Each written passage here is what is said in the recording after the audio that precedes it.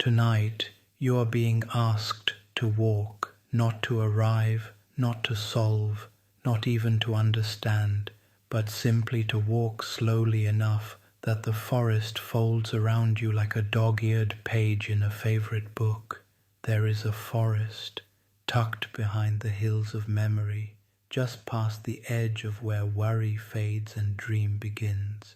It is not map-marked, not spoken of, but it knows you, and not because you're loud or broken or brilliant, not because of your story's ending, but because your story has been paused. It's waiting for you to return, not as you were, but as someone who's finally moving slow enough to feel the earth beneath every sentence. In this forest, the trees are not lined in time. Each grove is a chapter, each stone a paragraph nobody wrote, each leaf a word you forgot you left behind. Some chapters are only a moment long, others stretch across meadows filled with rain that never falls.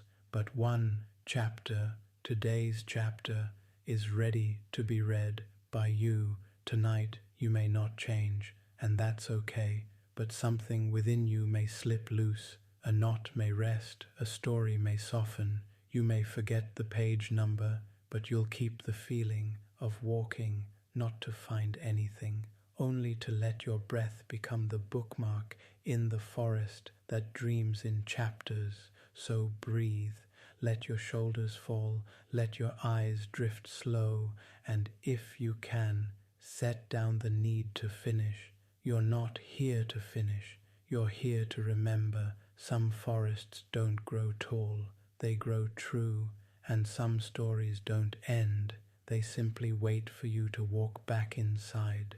The story begins just ahead. Turn the first leaf and we'll follow Maya into the chapter that whispers.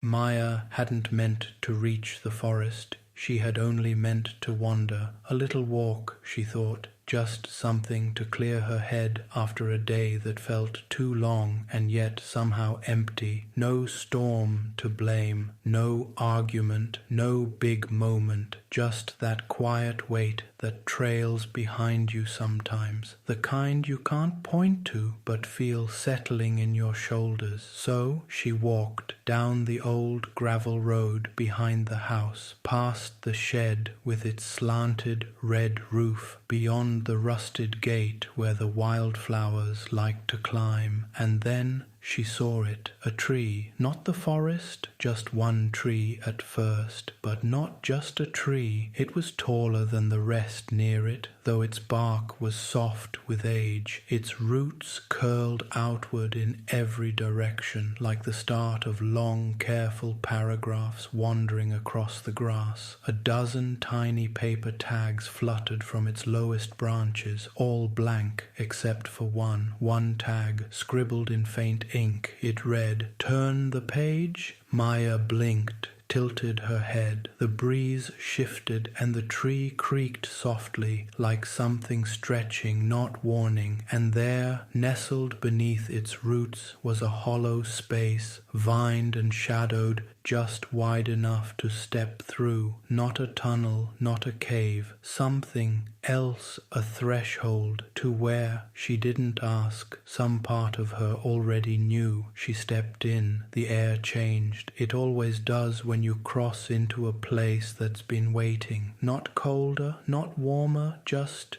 quieter, but not the kind of quiet that feels empty. This silence had texture, like the pause before a page is turned, the stillness of a sentence before the last word falls. She walked gently. The space opened. Tree roots arched above, laced like cathedral beams. Flickers of dusty light sparkled through tiny gaps in the green, catching on winged things that didn't flap their wings, only floated. Something in the air smelled like old paper and peppermint tea, and as she passed under one low-hanging bough, it whispered, not in speech, in feeling. Welcome, Maya. We've waited until your footsteps softened. She touched the bark beside her. It thrummed faintly beneath her fingers, as if the tree remembered her touch before she made it. She smiled without meaning to, not a big smile, just the kind you do when everything for a moment makes sense, for no reason at all. After a few slow breaths, the path opened wide, and now the forest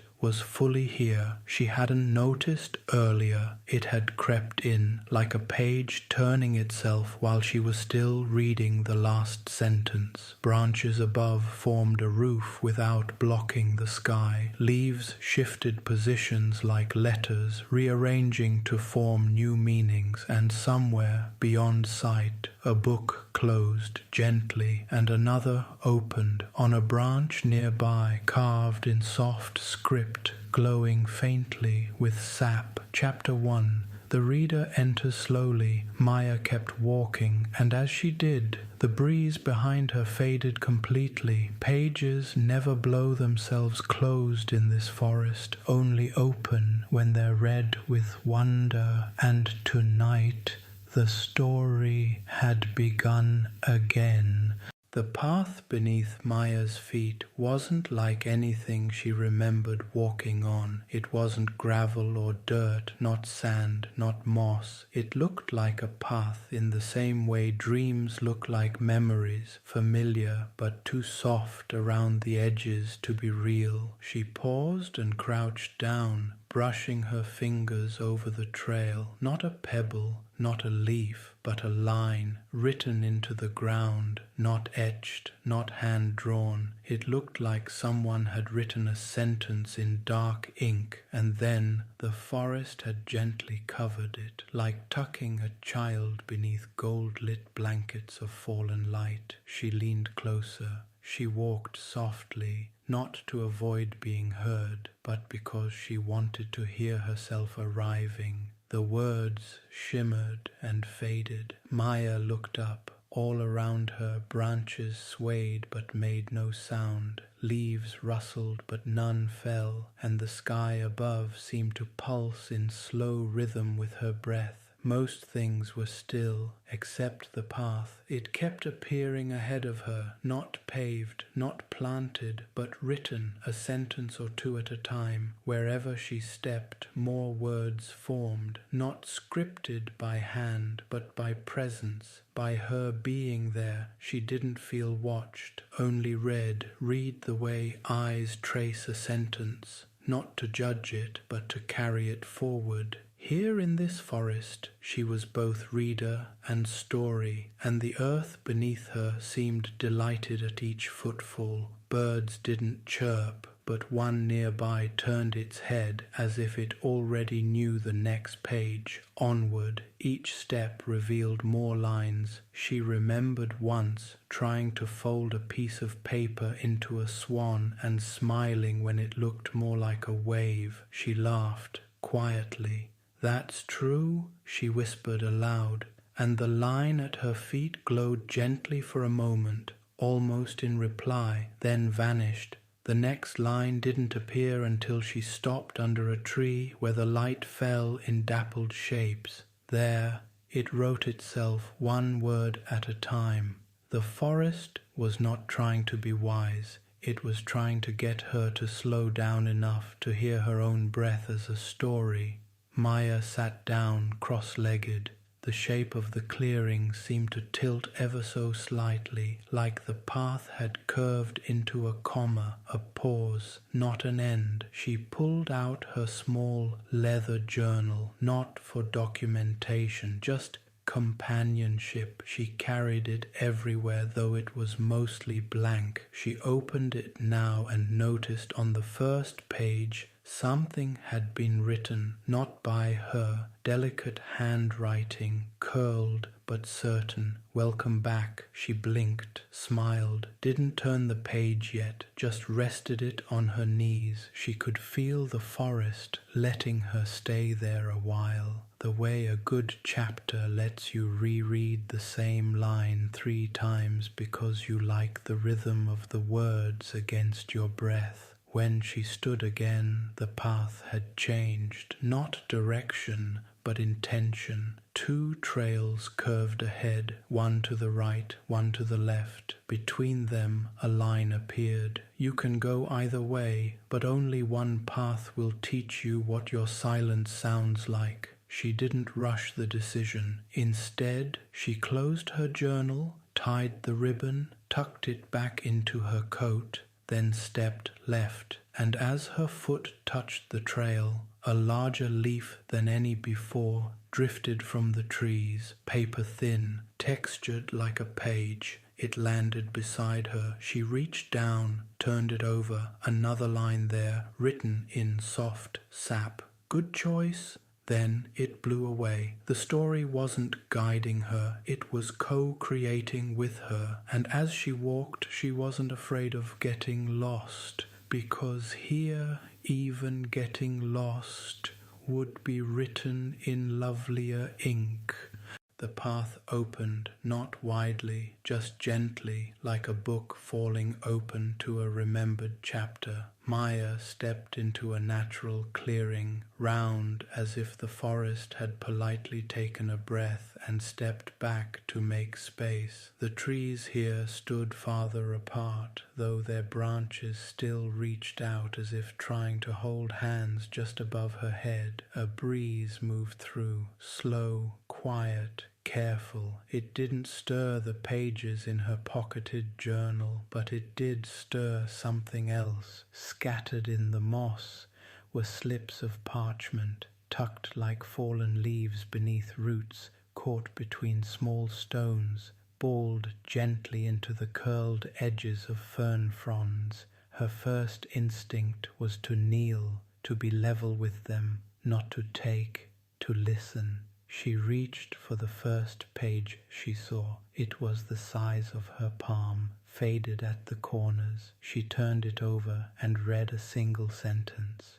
It started with a letter she never sent. Nothing more. Maya felt the words settle into her chest, not dramatically, just lightly, like a pebble at the bottom of a fountain. She set the page down gently where it had been. There were dozens, maybe hundreds of them, each one containing the first sentence of a story that had never gone further, abandoned, maybe, but not lost, because the forest remembered. The forest never judges unfinished things. Unfinished things are just pausing. Another page. He kept all his promises in a shoebox under the kitchen floor. And another. Nobody told the moon she wasn't the brightest. Maya felt a low warmth behind her eyes. Nothing overwhelming, just the glow of recognition. These were familiar, not in content, but in feeling. How many times had she begun something only to stop before it could unfurl? How many blank pages had she looked at, waiting for the right start, only to walk away? Here, those starts hadn't died. They had nested, resting, breathing, waiting for someone to remember that beginnings don't care about being finished. They just want to exist, and moved on. As she slowly moved through the green-ringed clearing, a tree near the center caught her eye. Low branches, thick bark. From a distance, it looked like roots had gathered at its base in a circular seat, and pinned to its trunk with a delicate thorn was a sentence written in ink the color of dusk. This story begins on the day she returned to the forest. Maya's pulse slowed. She reread it once, twice, 3 times, and a thought as soft as mist. Is that mine? The moment she thought it, something shifted, a sound, not loud, but real, the sound of a page being turned, and just beneath the tree's roots, hidden in a fold of moss, sat a full sheet, thicker, more certain in shape than the others. She reached down, picked it up carefully. It was warm, and there was more writing. This story begins on the day she returned to the forest. She did not arrive with grand ideas, nor with loud footsteps. She came only because something inside her had grown too quiet, and here that quietness found its echo. Maya smiled. This wasn't just a forgotten start. This was a beginning that had waited for her return, a first sentence that knew it would find her again when she was ready to sit beside it. She turned the page over in her hand. Nothing on the back, but she didn't need more yet. She tucked the sheet into her journal and sat at the tree's base. Not to write, just to honor for a little while the stillness where stories go when they're waiting to begin again. Above her, birds shifted gently in the branches. None sang, but one whistled 2 low notes, as if replicating a comma, not a full stop, just a breath before something starts again. There was no path now. No stones, no words forming beneath Maya's feet, just moss and mist. Wherever she stepped, the ground sighed softly, like it had been holding its breath. It didn't crunch, didn't shift. Each step was quiet, almost intentionally so. The forest wasn't guiding her anymore, not forward, just inward. A fine fog had folded itself around the space, not a blinding one. Not chilly or clever, just present, like a story wrapped in blank paper waiting to be read slowly, then folded back up. For the first time in hours, or had it been days, Maya didn't feel the need to keep walking. She stopped, and the forest agreed. There, in the middle of the nothing, was everything. A low stone, a circle of grass, a tree without leaves that didn't appear bare, only resting. At the tree's base, a thin branch stood upright in the soil, balanced by 2 smooth stones. A small wooden sign hung from it by a loop of golden twine. Burned into its surface one faint sentence: "Welcome to the chapter where nothing happens." Beneath it, in thinner lines, final words that shimmered faintly, "Yet everything does." Maya sat gently in the grass. It was softer than it looked. The fog drew closer, as if requesting her company but not her attention. Here, time didn't want to race ahead or reach backward. Time wanted to sit quietly beside her, like an old friend who didn't need to speak. She took out her journal but didn't write, opened it just to touch the page, let her fingers rest on her own writing, breathing in, breathing out. And for a little while, Maya let nothing happen, and in that beautiful nothing she began to feel safe. Thoughts came and went, some shaped like petals, some like wind, one like a sentence she almost spoke to someone years ago, but swallowed with a smile instead. No demands, just soft arrivals and quiet departures, as if her mind had learned how to open and close its door without creaking. The fog grew thicker for a moment, then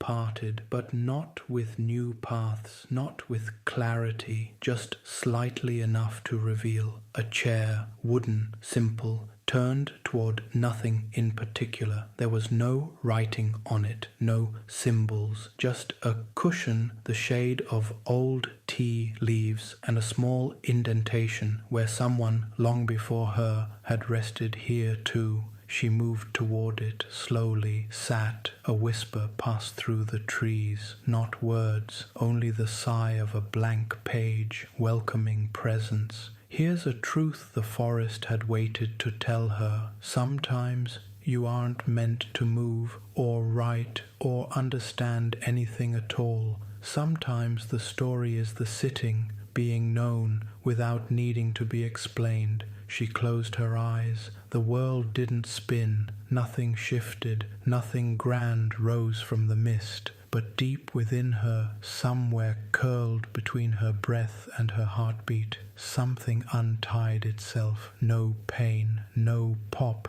just a quiet release. Like an exhale she didn't even realize she'd been saving. When she opened her eyes again, the fog had changed, still here, but now it pulsed faintly, like something being breathed from the roots upward. The tree above her released a single leaf, and it fell slowly, backwards, upward, then disappeared. On the chair's armrest, barely visible now in the light, a new line had appeared. To pause inside a story is still part of telling it. Maya stood, did not speak, folded her journal closed as if it too was letting her breathe. And as the fog shifted aside, a new path appeared, unclear in destination, but sure in feeling. She would walk it eventually, but not before thanking the silence with silence. The path ahead was lined with narrow trees, not tall ones with grand poses, but slender, willowy trees that leaned softly, as if listening sideways. The ground beneath Maya's feet turned from moss to leaf-layered dirt, and something in her steps quieted, not because she tried to walk softer, but because the forest tuned everything down around her. Sound didn't vanish, it curved. Birdsong became a low hush, more like breath against a glass window. A branch swayed above, and its leaves clinked together, but not sharply, not crisply, like the sound of old wind chimes wrapped in velvet. Then she heard it, a sound that felt new, not loud, not sudden, but ancient. It came slowly, winding through the trees like the curl of steam from a cup left in good company. It was soft, yet deliberate.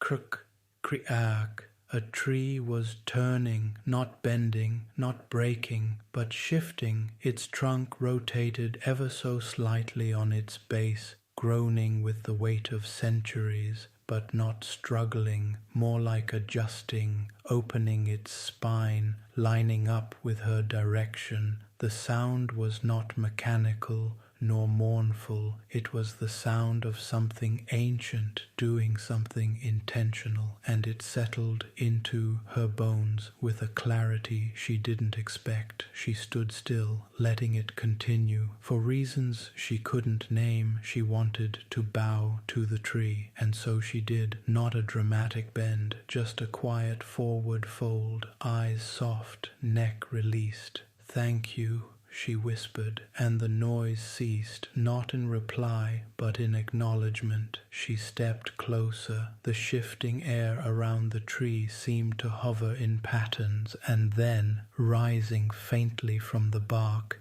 in lines that looked like sap frozen in motion, was a sentence, each letter carved slow, graceful. She leaned in. There were no quotation marks, just truth. Silence is not what's left behind after sound. It is what waits beneath it, patiently. Maya touched the sentence gently. She didn't want to write it down. She wanted to carry it, so she did. She closed her journal, slipped it into her bag, and walked again. Around her, the forest seemed to sing without melody. No instruments, no rhythm, just resonance. A stream gurgled slow nearby. Ferns shimmered as if remembering a tune, and Maya finally heard, not sound, but what came before it, the space, the pulse inside, quiet, not silence as lack, but as offering. A second tree turned, this one broader. Maya had never seen a tree grow like this. It stopped her,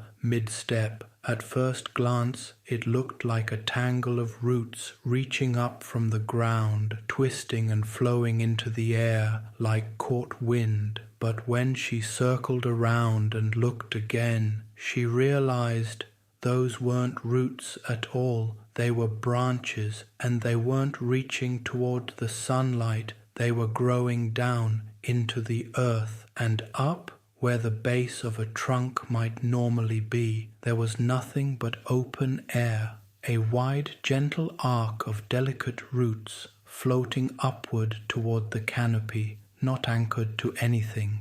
They moved slightly in the breeze, not like leaves, more like strands of thought. She approached with a reverent kind of curiosity. The trunk below her, where she initially thought the roots began, was old, not cracked or broken, just long-lived, covered in faint indentations, circles, swirls, soft glyphs traced like musical notes no one had pinned to paper. She placed her hands on the bark. The tree did not glow, it did not whisper, it vibrated gentle, low, almost like a memory, humming, a sound, not word, but voice, soft, faint, muffled slightly, as if someone were calling through water. I don't want to forget this. It wasn't a command, just a hope. Maya stepped back, looked around. There were no dreamers nearby, no footprints, no sign of recent presence. The tree had held the echo, not just from now, from some when. Another flicker, softer.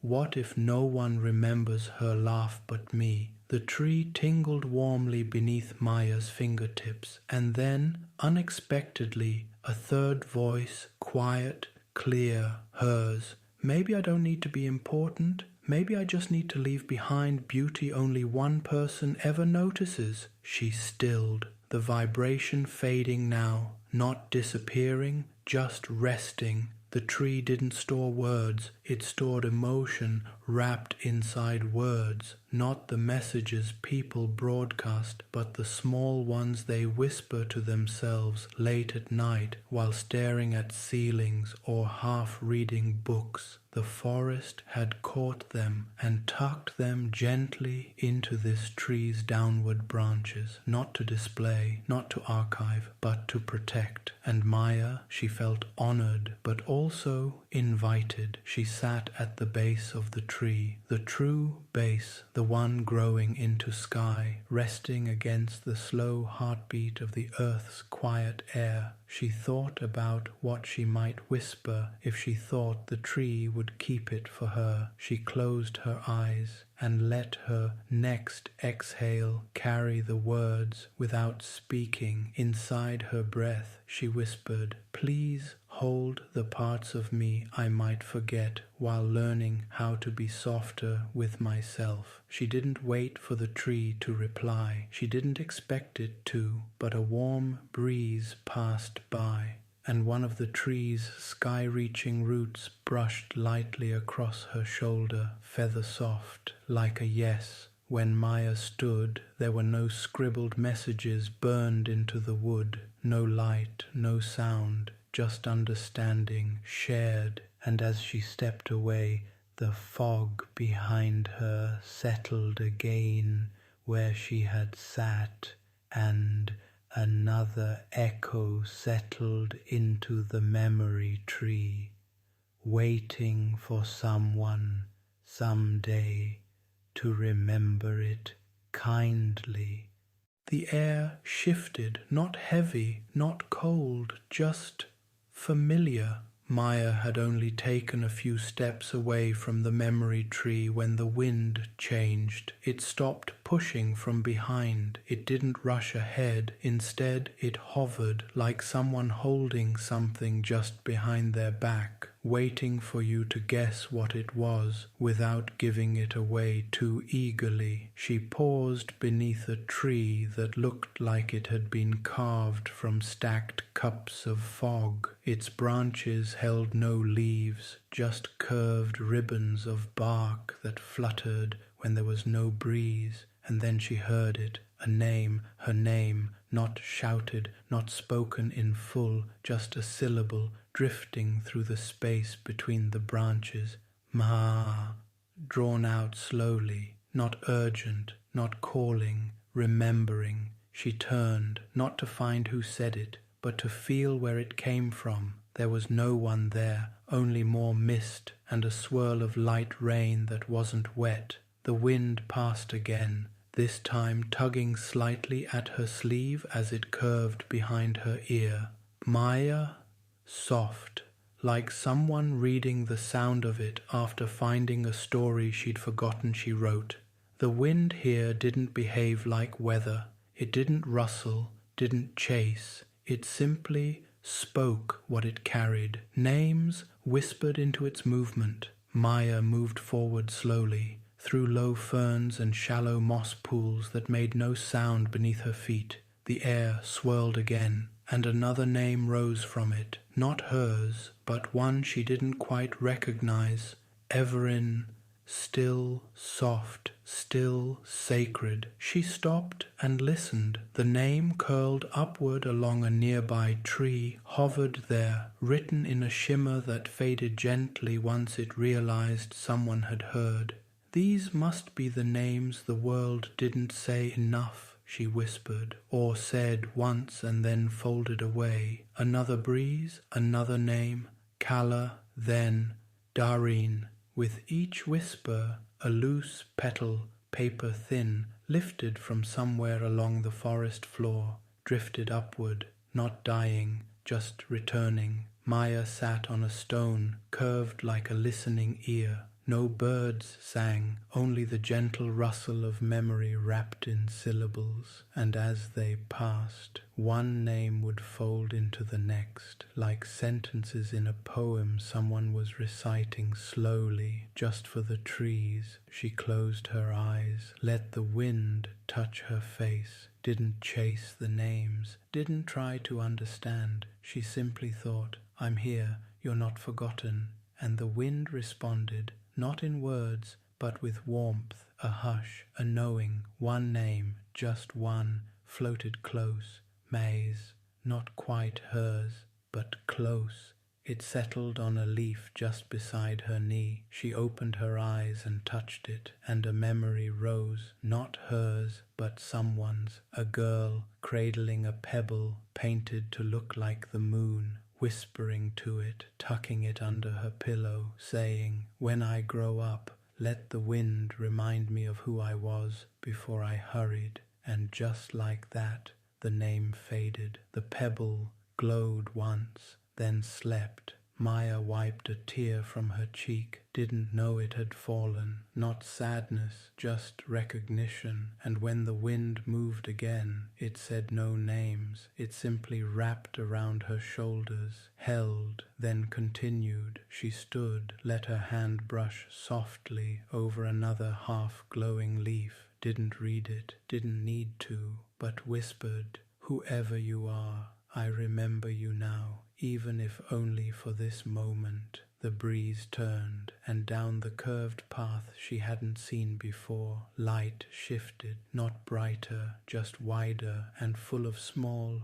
quiet welcomes. She stepped into them, with her name still echoing softly behind her, carried gently by a forest that remembers.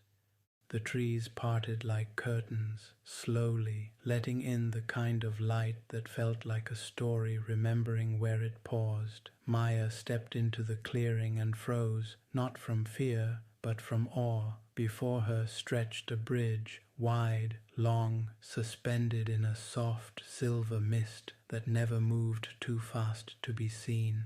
Except this bridge, it wasn't made from stone or rope or wood. It was made from threads, hundreds, maybe thousands of threads of all colors and shine, stretched and woven, not tightly, but with care. Some glittered faintly like stardust, others looked patchy, fraying slightly, as if they'd been picked up, put down, picked up again. All of them held. Every thread told a story. There were no rails along the sides, just a low shimmer of light like intention. And beyond the bridge, the other side of the forest, not brighter, not better, just different. Something about it felt like the second half of a sentence. Maya stepped forward. As her foot touched the bridge, the threads gently pulled tight beneath her step, settling into weight with a softness that suggested, "We can hold you, we were made for this." She stepped again, and the bridge whispered,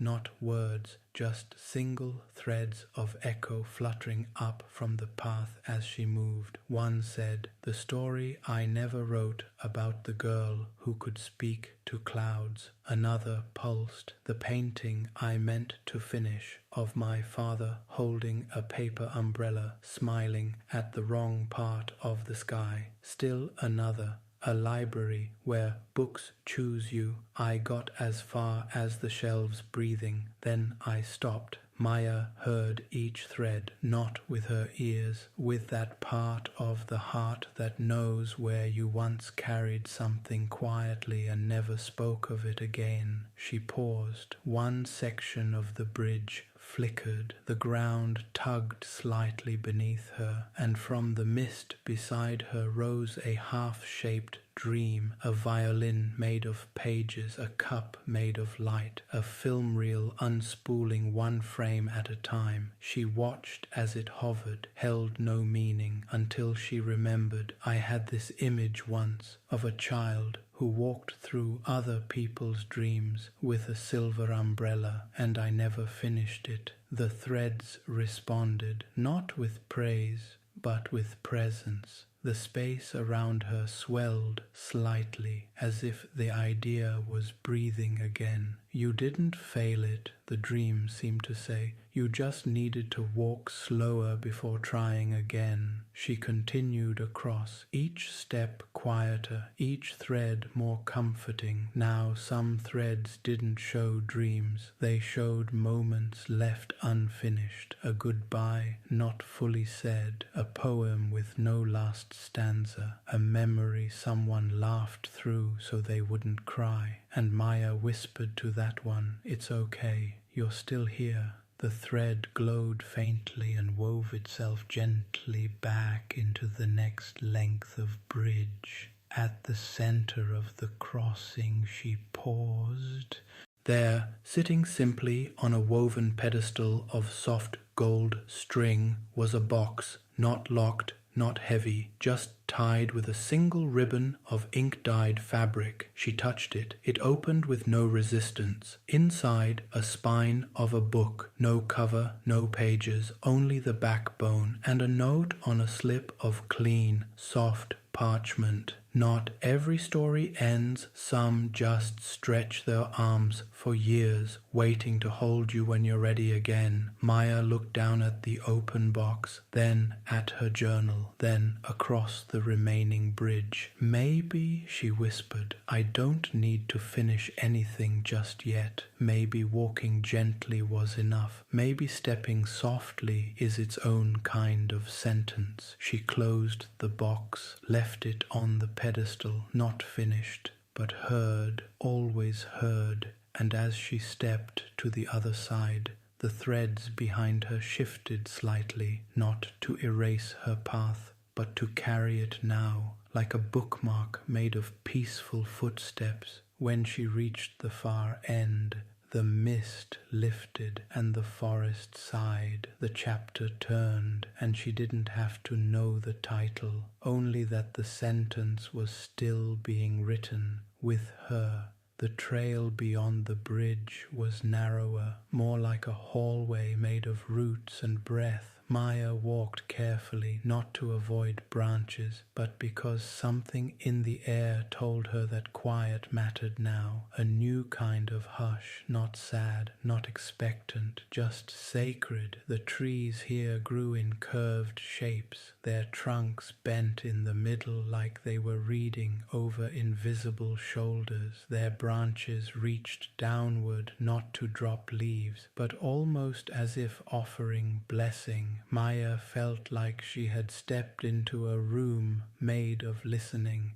and then she noticed it, a glimmer, nothing bright, just a pulse of soft reflection from one of the trees ahead, floating, turning slowly in the air as if caught in its own sentence. A single page, no larger than a hand, edges faintly curled, still, even though the wind passed through gently, not pinned, not tethered, just there. As she approached, Maya realized something was different about this page. Unlike the others she'd found, the leaves and the scattered first lines, this one had no visible words, no shimmering ink, no carved messages. She stepped close, felt warmth on her cheek, the wind brushing past, a hush crossing her shoulder like someone had almost spoken but chose not to. She reached out, touched it, and as soon as her fingertips pressed lightly to its surface, the page pulsed once, like a lantern breathing. For a brief second she saw letters, but not of any language she knew, not shapes created by design. They moved, slowly shifting on the page, like clouds, forming phrases only to drift apart before you could call them real. Most would have thought, "I can't read this."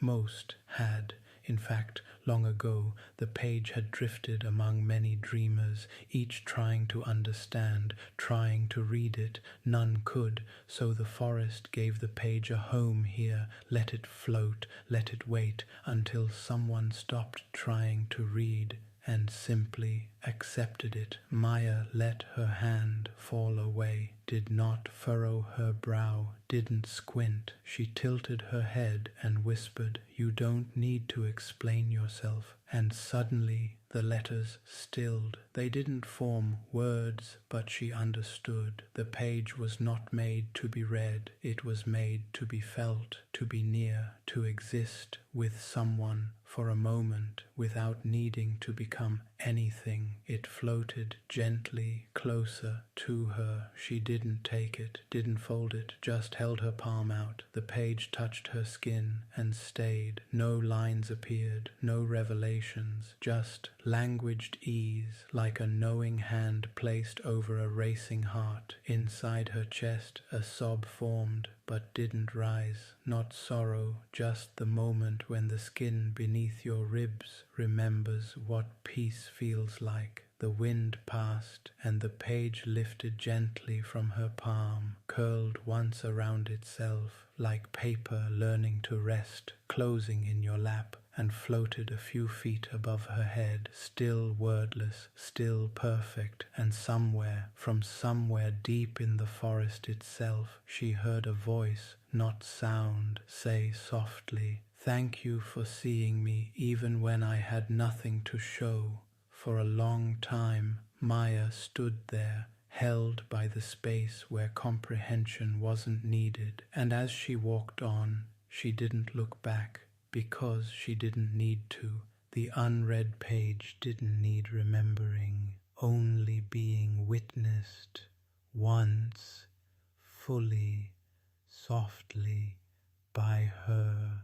The forest turned golden, not from sunset, but from within. The light in this part of the woods didn't shine down from the sky. It glowed outward from the trunks of the trees, a soft, drowsy gold, like tea steeping inside the wood, like stories getting warmer the longer they sit waiting to be picked up. Maya followed a barely formed path guided not by footprints but by invitation, carried in the stillness of air that smelled like old notebooks and stone fruit. She came to a willow tree, easily the quietest part of the forest so far. Its branches hung low and loose, curtaining a space below, a shady warm cocoon made of filtered light, hush-drenched leaves, and the kind of still air that didn't belong anywhere else. And under the willow there it was, sitting neatly inside a cradle of roots tied with dark green twine.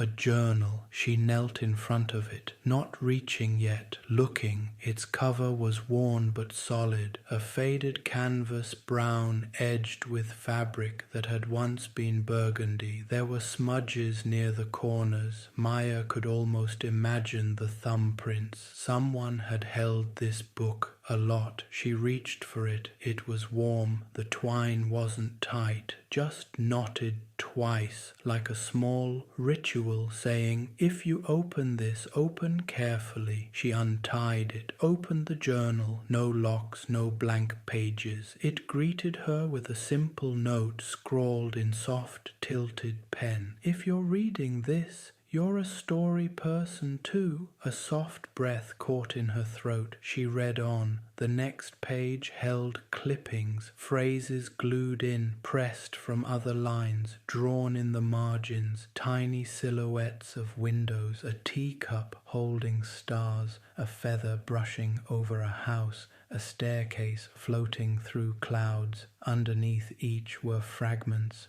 "A dream I once had but forgot halfway through." A description of a girl I never introduced. "This idea stopped talking to me, but I think she'd like you."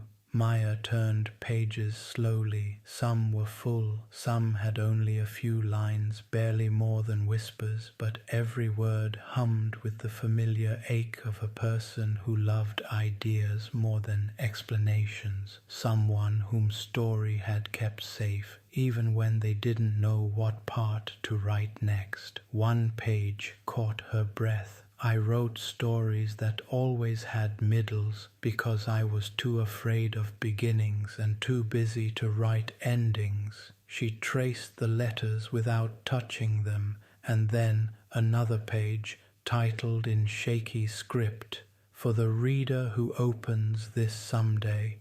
Below, the following: "I hope you're gentle with your stories, the ones that won't come out right, the ones that arrive smiling and leave half-dressed. If you love them, they come back with clean feet, ready to continue. If not, leave them here with me. I've made peace with being a resting place for stories still looking for their full voice." Maya closed her eyes just for a moment, not to sleep, but to fold herself into the page. It felt like a hug from someone she'd never met but had missed all her life. She didn't write anything, not yet, but carefully she removed a thin, blank page from the back pocket in her notebook, tucked it between two of the journal's middle pages, and wrote in her own hand, "Thank you for holding my echo before I could sing it." She tied the twine again, loosely, stood, looked up at the willow. Branches only rustled once, just enough to say, "You understood it, that's all it needed." The path ahead appeared, formed not by footsteps or guideposts, but memory turned into moss, and somewhere behind her the journal waited, not lonely, just quietly loved again.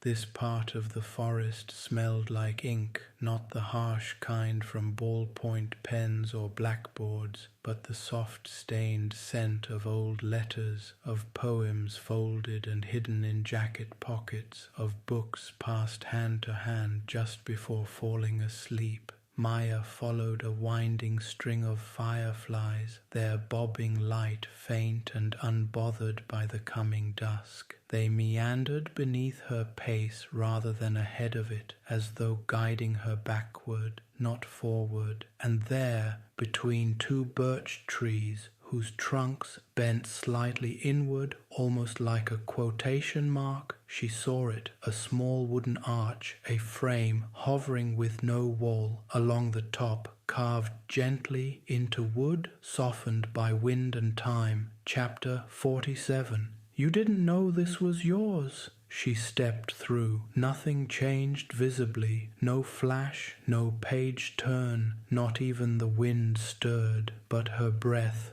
shifted as if the air had remembered her before she arrived. She was inside something written for her. The clearing was smooth, the ground padded with soft grass, shaped like paragraphs curled in sleep. No path led in, no path led out, just this space, and in the center a book, not on a shelf, not on a pedestal, just quietly placed atop a large, flat stone. It was open already, and pages rustled, even though there was no breeze. She approached like someone returning to a room thought abandoned, and when she reached the book, she read. She walked too gently for dust to follow, but her thoughts trailed far behind her, still wondering if it was safe to catch up. Maya blinked, turned the page. She once believed that being unsure made the story thinner, but the forest showed her there was beauty in being rewritten slowly, again and again. She let her hand rest on the page. It pulsed beneath her palm, not warm, not cold, just knowing. She flipped forward, pages she'd never penned, yet somehow hers.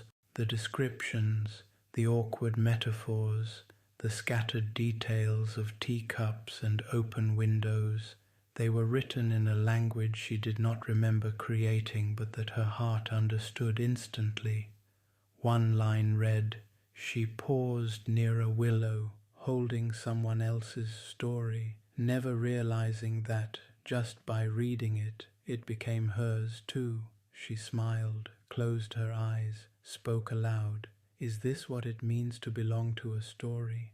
And the forest stirred. Wind brushed past, gathered gently around her ankles like a soft hemline, and whispered, not to belong to the story, but to belong inside it. She sat beside the book, arms resting comfortably on her knees. She didn't turn another page, didn't rush. The air grew duskier but not dim. Twilight in this forest didn't demand retreat. It softened the outline of questions until only the feeling of the answer remained. She began to hum, not a tune she knew, just breath made visible, a string of soft notes that wouldn't remember themselves later. But in this moment, enough, more than enough. At last, beneath her hand, a new sentence formed, appeared letter by letter, as though being typed slowly by emotion. And after learning she'd already written the story she feared she could never begin, Maya finally rested inside her own words. She closed the book, not to end it, but to let it breathe,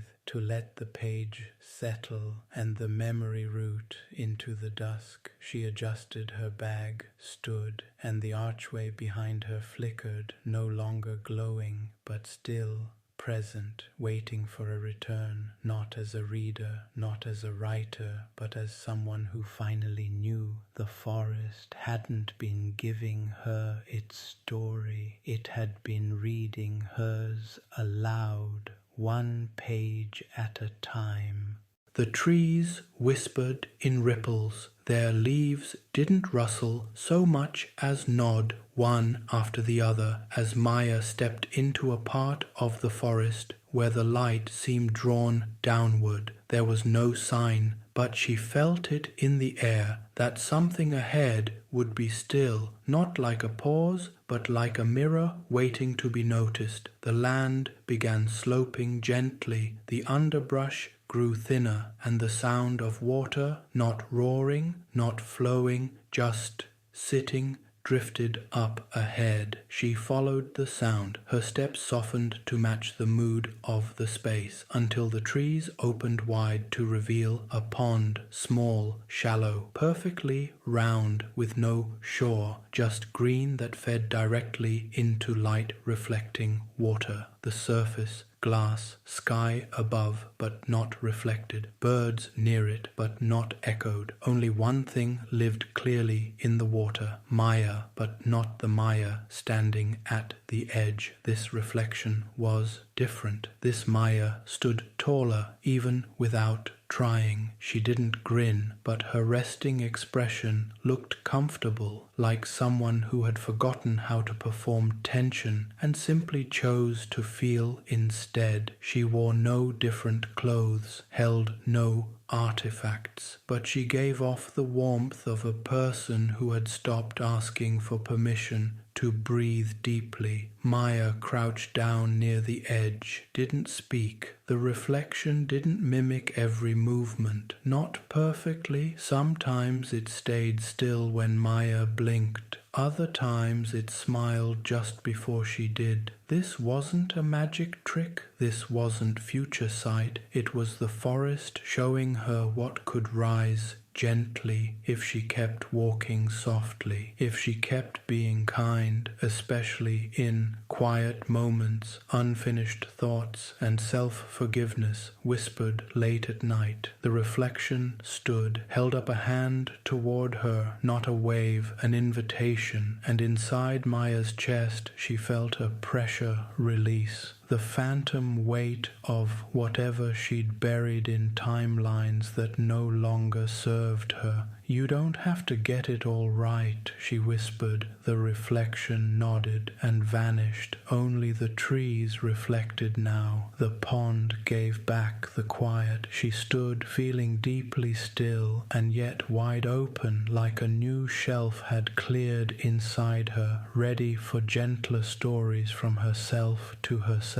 On the ground beside her, partially pressed into the moss, a page. She lifted it. It read, "The story doesn't end when you soften. It begins there." She didn't pocket it. She let it drift to the surface of the pond, where it floated, not sinking, not disappearing, just becoming part of something wider. A breeze passed, not behind her, but through her, and she realized something in the forest had already moved on to the next chapter, and she was ready to follow.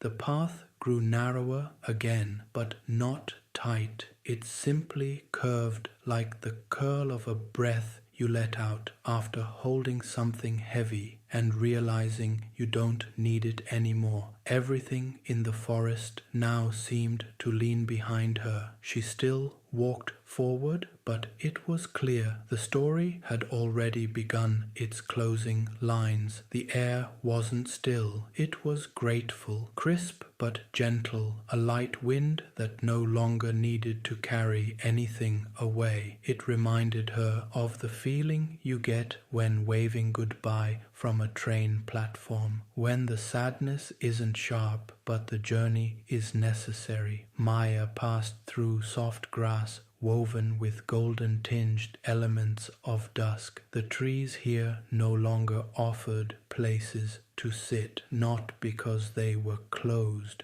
but because the sitting had already happened. This space contained no expectation, only pause, only quiet. And then she saw it, a single leaf still attached, but barely, its stem reaching like fingertips, saying one last thing before letting go. It hovered there, golden, soft-edged, aged not in decay, but in dignity. It swayed once, then again, and Maya stopped. She didn't walk faster to watch it fall. She didn't reach out to catch it. She simply waited. The moment stretched, as if asking, "Are you paying attention?" And she was, wholly, softly, reverently. Then, without thunder, without a gust, without any grand gesture, the leaf turned once in the wind and fell, swirling upward first, almost unsure of the direction of descent,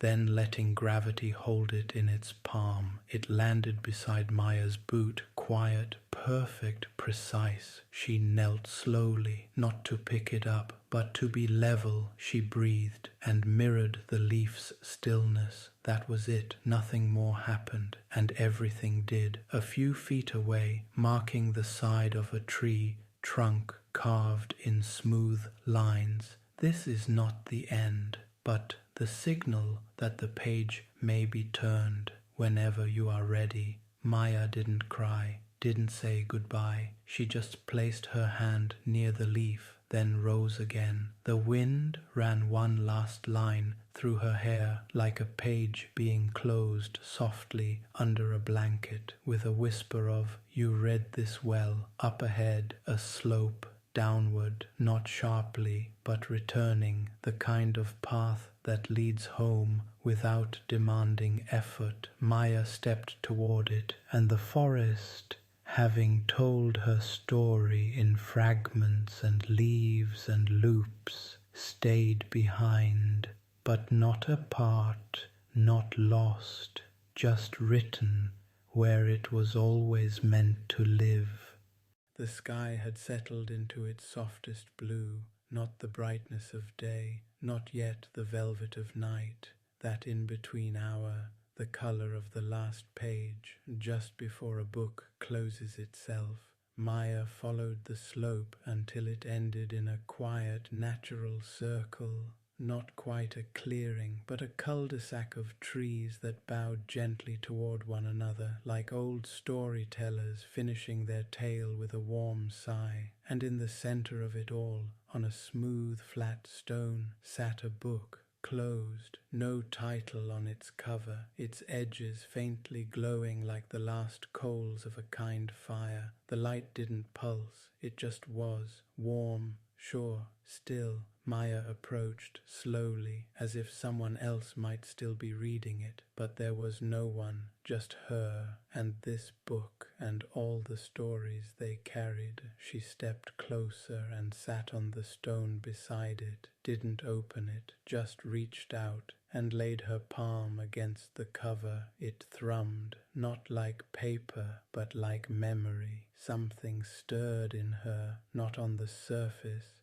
but in the space where emotions don't name themselves. They sit, and she suddenly knew, without looking, this book held everything, every sentence she'd walked on, every name the wind had kept, every image the threads on the bridge had given form to, every wish unsent, every pause honored, every silence spoken. It was here, not recorded, just held, safely, lovingly, quietly. She didn't need to open it. There was nothing she hadn't already read by living it once and feeling it again. She ran her fingers gently across the spine. It was smooth, but held the texture of growth, like tree rings buried behind bark. Maya sighed, not out of sadness, but from the ache of completion. The forest hadn't healed her, she hadn't been broken. It had simply made space for all the parts of her to lay down their pens and feel seen between the words. Above the book, a final line appeared, not written in ink, but formed in air, like mist brushing across glass. "Thank you for walking slowly." A breeze passed. The light faded slightly, but the book stayed closed, and Maya knew some stories aren't put away when they end. They're kept warm for when the reader returns again, not to review, but to remember who they were by how gentle they read. She stood, brushed her hands together softly, took 5 slow steps away, and didn't look back, not because she wasn't tempted, but but because what lived on that stone now lived in her. The path opened slightly ahead, not back to the world she left behind, but forward into wherever she had already begun to grow. Maya did not rush.